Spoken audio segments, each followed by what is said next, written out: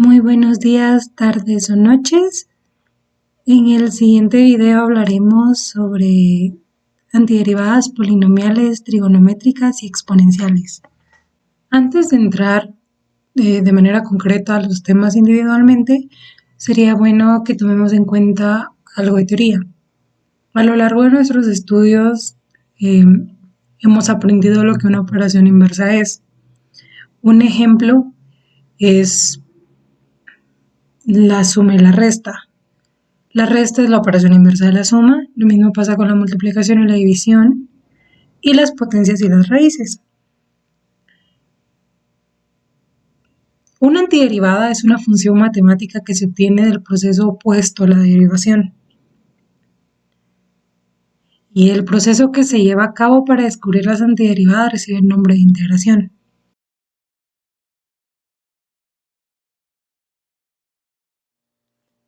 Antes de entrar de lleno con las antiderivadas polinomiales, recordemos lo que una función polinomial es. Una función polinómica es aquella que está definida por un polinomio, donde a y n son números reales. A representa los coeficientes del polinomio y n representa el grado del polinomio.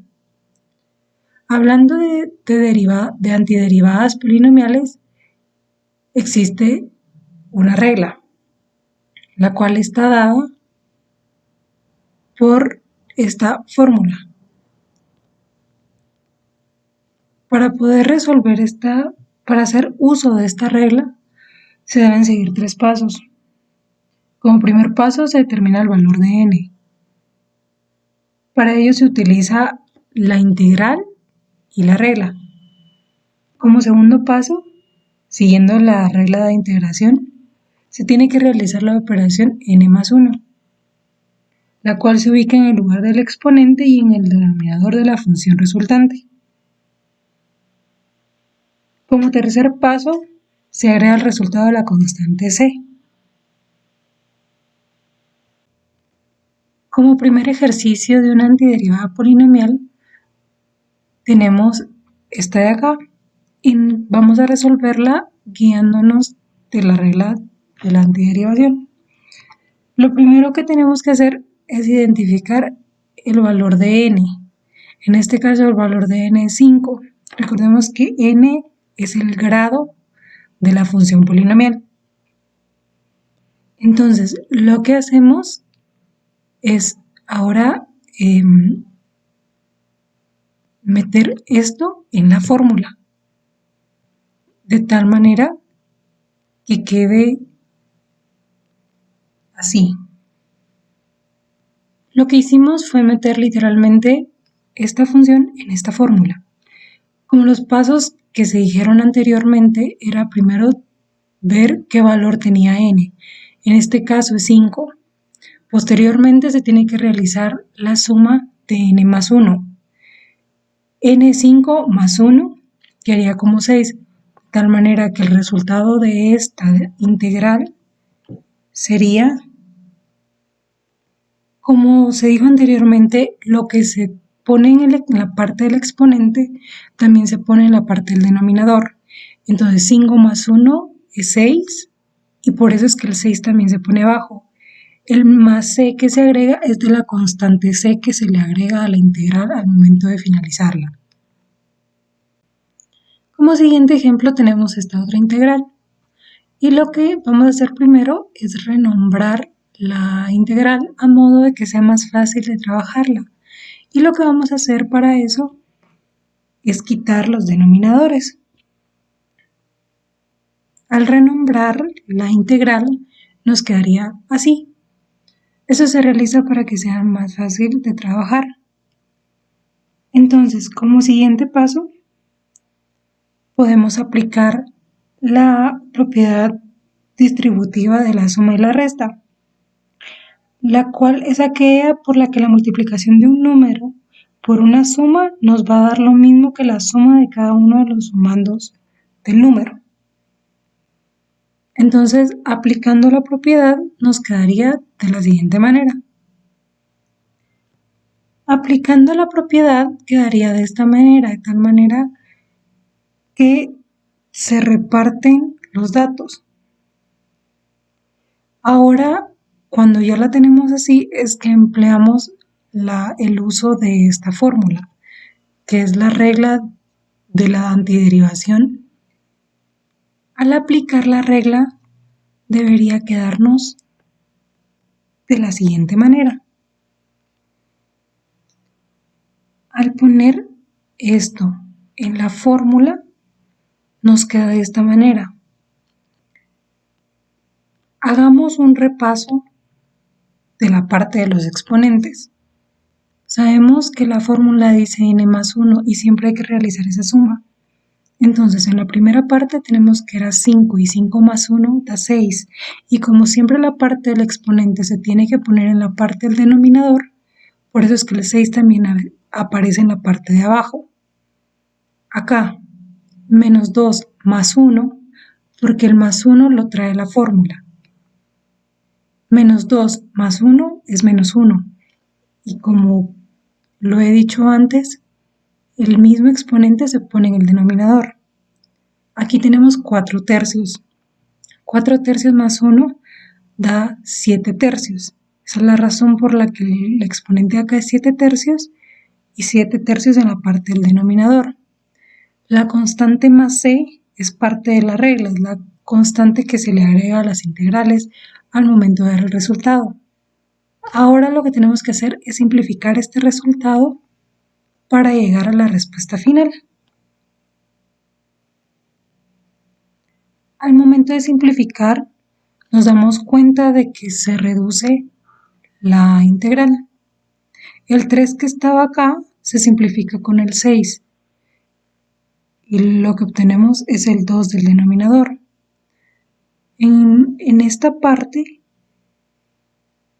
como cuando hay un 1 o un menos 1 en el denominador no es necesario ponerlo, pero como es menos 1, esa es la razón por la que el signo cambia, porque más menos es menos. Entonces, el exponente sigue igual, solamente que el denominador desaparece, pero cambia el signo debido al menos 1 que estaba en el denominador. Acá se aplica la ley de extremos y medios. Se multiplica y se simplifica, por eso es que el 3 queda en la parte de arriba y solo el 7 queda en la parte de abajo, porque se multiplica el numerador con el denominador de acá y 7 por 1 es 7. Entonces, por eso se reduce a esto.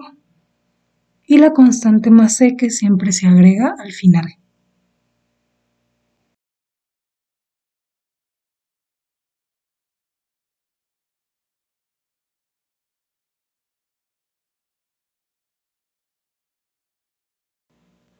Ahora hablaremos un poco acerca de las funciones trigonométricas. Las funciones trigonométricas son establecidas. Generalmente incluyen términos para la medición de ángulos y triángulos. Las funciones trigonométricas son el seno, coseno, tangente, cosecante, secante y cotangente. Al momento de hablar sobre derivadas y antiderivadas de trigonométricas, ya están determinadas. Por eso puse una tabla acá. De un lado se encuentran las derivadas específicas y de otro lado se encuentran las antiderivadas. Sabemos que la antiderivada es el proceso inverso, entonces simplemente es darle la vuelta a las funciones. En el primer ejemplo tenemos la siguiente antiderivada. Integral de coseno de x menos seno de x de x. Para poder resolver de manera eficaz la antiderivada de una función trigonométrica, debemos tener muy en cuenta cuál es la antiderivada y la derivada de cada función, ya que vienen establecidas. Es decir, si sabemos que la derivada de seno es coseno, al momento en que invertimos el proceso, coseno pasaría a ser la antiderivada de seno. Simplemente es darle la vuelta a la función. Con estas es un poco más sencillo porque, como he dicho antes, ya están definidas. Entonces, si nos guiamos de la tabla que mostré con anterioridad, sabríamos de que al momento de resolver esta integral quedaría de la siguiente manera.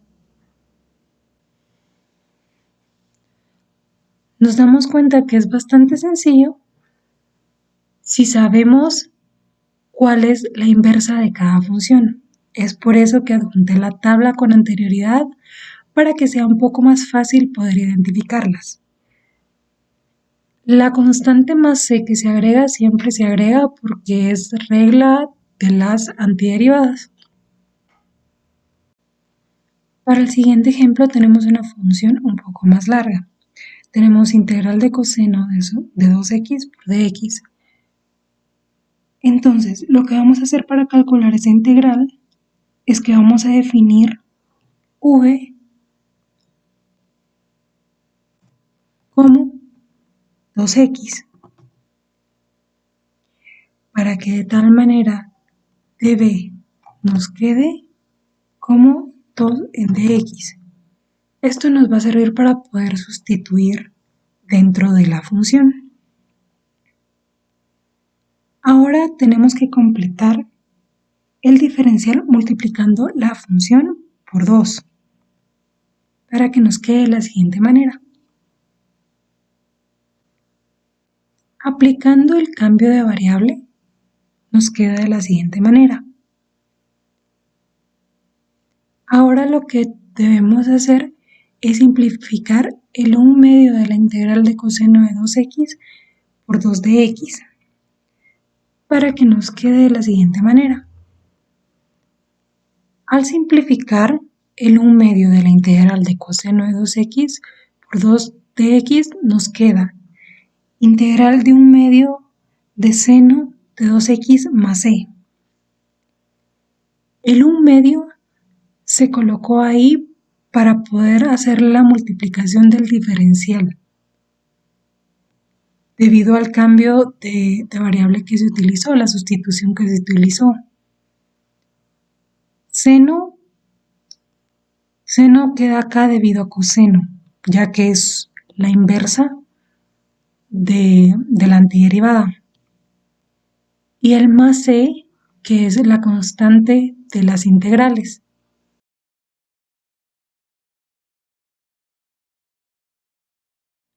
Y llegamos al último tema, el cual son las funciones exponenciales. La función exponencial es quizás la función más eficaz para poder hacer cálculos.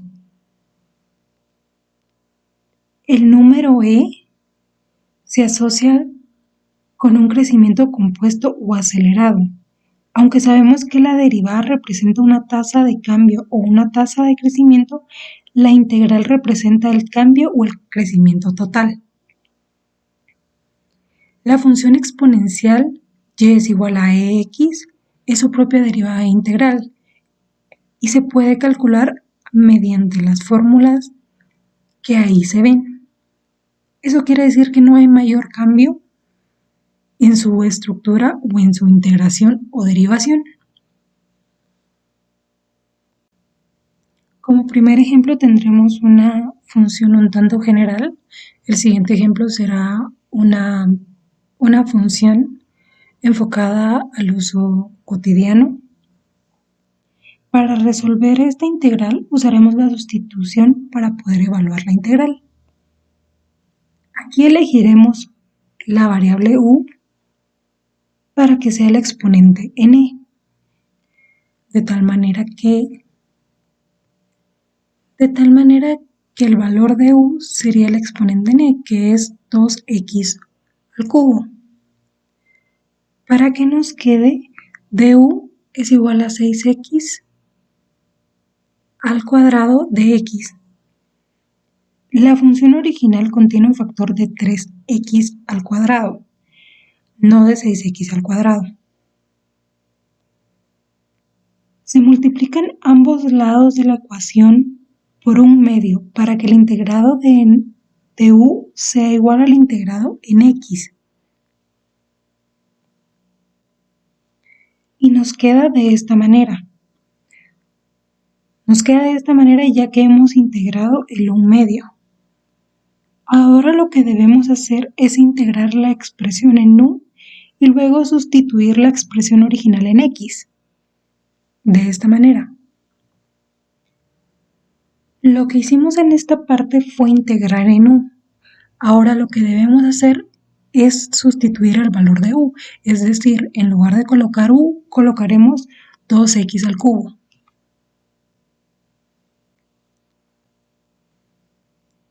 Y nos queda de esta manera ya con el cambio de x.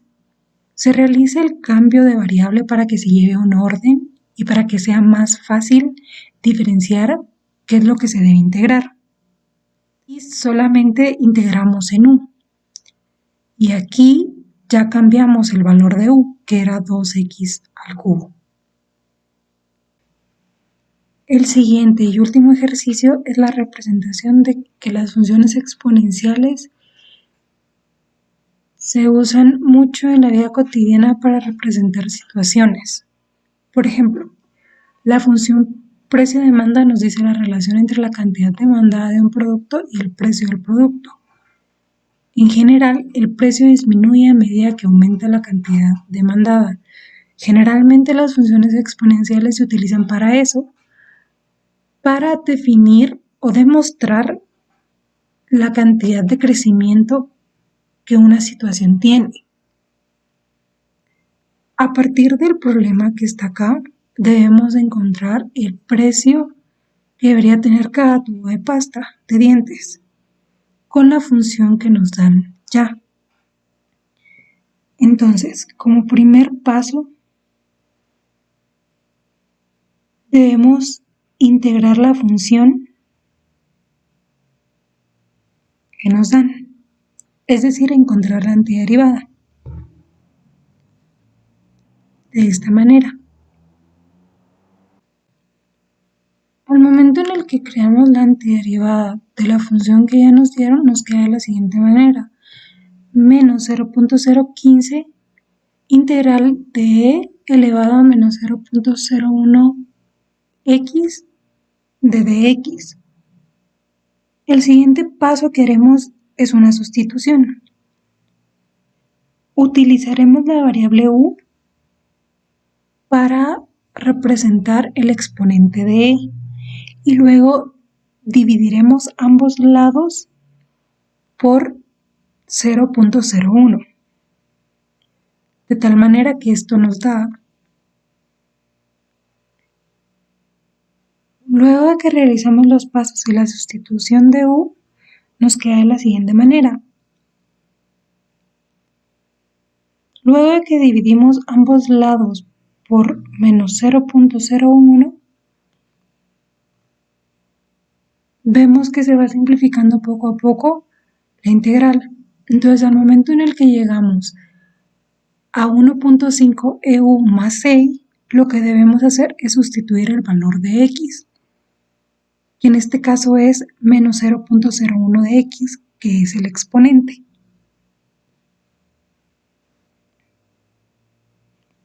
El siguiente paso es hallar el valor de c. Sabemos que cuando el precio es de 2.35 por tubo, la demanda es de 50 tubos por semana. Eso quiere decir que, y el momento en el que nosotros resolvemos esta función, nos da el valor del tubo, que es 2.35. Ahora solo debemos despejar el valor de c. Al despejar c y sustituir los valores correspondientes, obtenemos el resultado que es 1.44.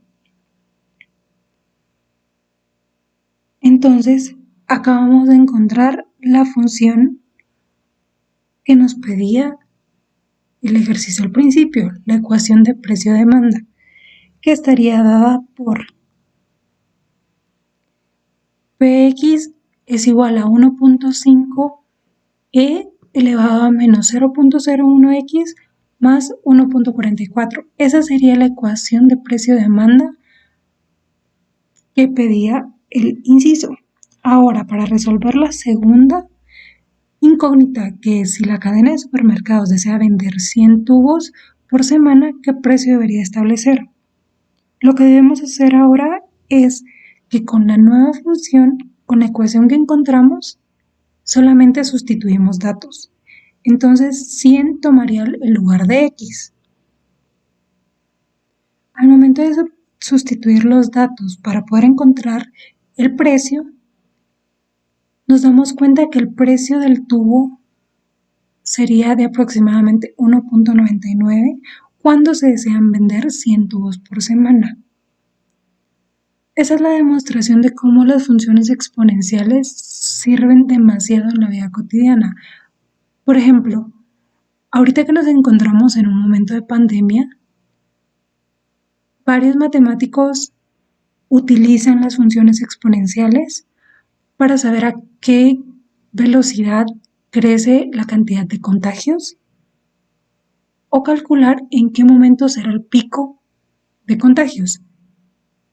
Las funciones exponenciales sirven demasiado para hacer cálculos de ese tipo, para averiguar la velocidad o la cantidad específica que se necesita.